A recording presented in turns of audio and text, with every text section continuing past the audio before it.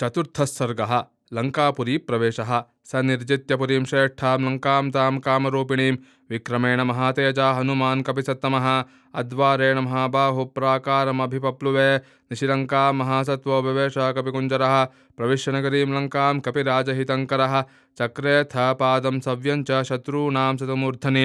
प्रविष्टः सत्त्वसम्पन्नो निशायां मारुतात्मजः स महापथमास्थाय मुक्तपुष्पविराजितं ततस्तुतां पुरीं लङ्कां रम्याम् अभिययौ कपिः हसितोत्कृष्टनिनदैस्तूर्यघोषैः पुरःसरैः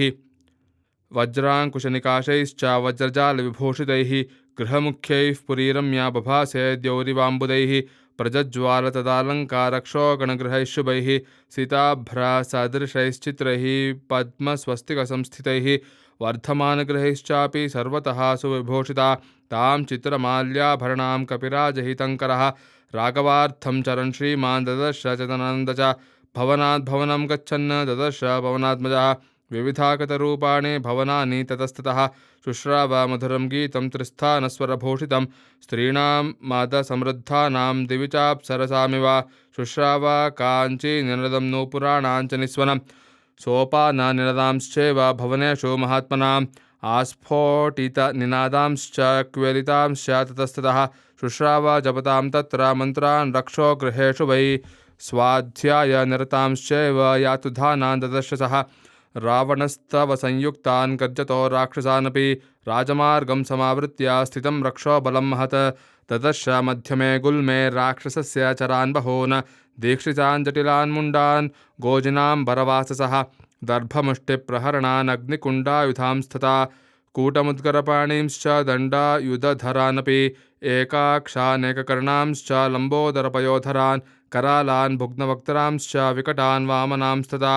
धन्विनः खड्किनश्चैव शतघ्नीमुसलायुधान् परिघोत्थमहस्तांश्च विचित्रकवचोज्ज्वलान् नातिस्थूलान् नातिकृटान् नातिदीर्घातिह्रस्वकान्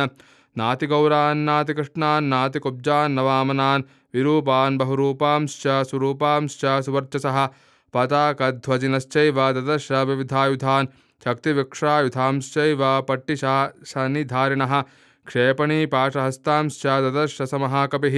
स्रग्विणस्तनुलिप्तांश्च वराभरणभूषितान् नानावेषसमायुक्तान् यथा स्वैरगतान् बहून् तीक्ष्णशूलधरांश्चैव वज्रिणश्च महाबलान् शतसाहस्रमव्यग्रमारक्षं मध्यमं कपिः रक्षोऽधिपतिनिर्दिष्टं ददर्शान्तः पुराग्रतः स तदा तद्गृहं दृष्ट्वा महाहाटकतोरणं राक्षसेन्द्रस्य विख्यातमद्रिमूर्ध्नि प्रतिष्ठितं पुण्डरीकवतंसाभिः परिखाभिः समावृतं प्राकारावृतमत्यन्तं ददर्श स महाकपिः त्रिविष्टपनिभं दिव्यं दिव्यनादविनादितं वाजिहेषितसङ्गुष्ठं नादितं भूषणैस्तथा रथैर्यानैर्विमानैश्च तथा गजहयैः शुभैः वारणैश्च चतुर्दन्तैः श्वेताभ्रनिचयोपमैः